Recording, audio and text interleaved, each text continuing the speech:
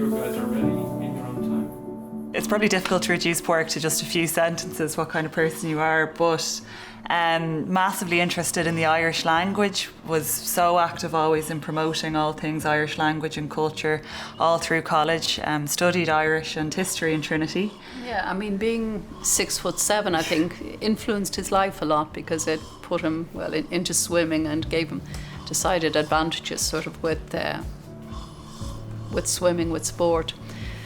Yeah, I mean, that was his life up until he went on a J1 visa.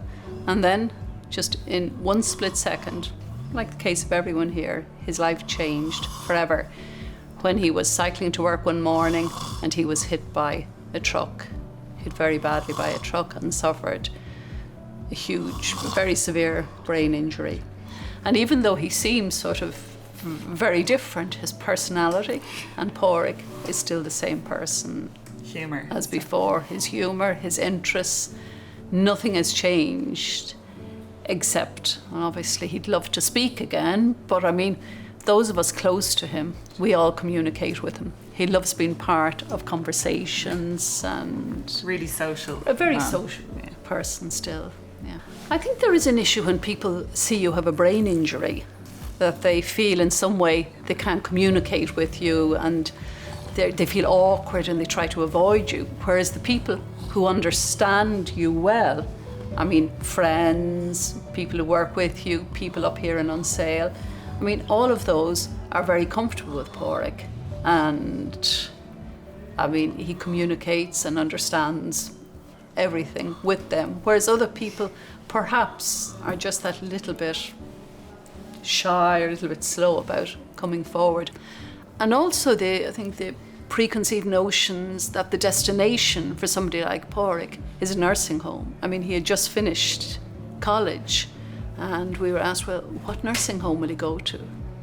I mean, who at that age wants to step into a nursing home? And it was very fixed ideas in the system, particularly for people with brain injury, that, you know, you go where you're put. I mean, nobody was there trying to communicate with him and saying, well, look, what is it you'd like to do?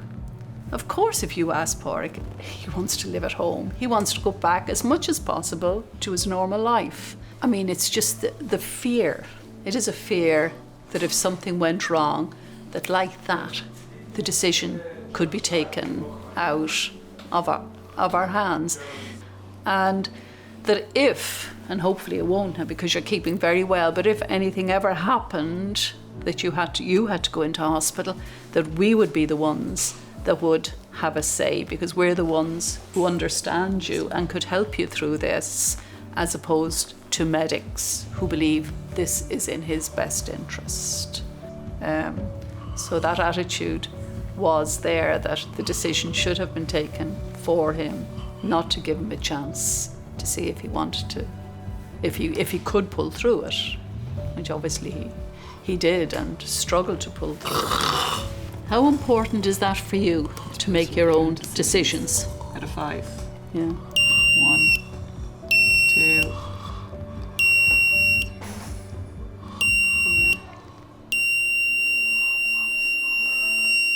There's absolutely no doubt about that. Yeah. And even in the small things as well, we often have a dinner we wouldn't be as keen on, but if he asks for it, that's often what we end up eating. So in the big things and the small things, it's just as important.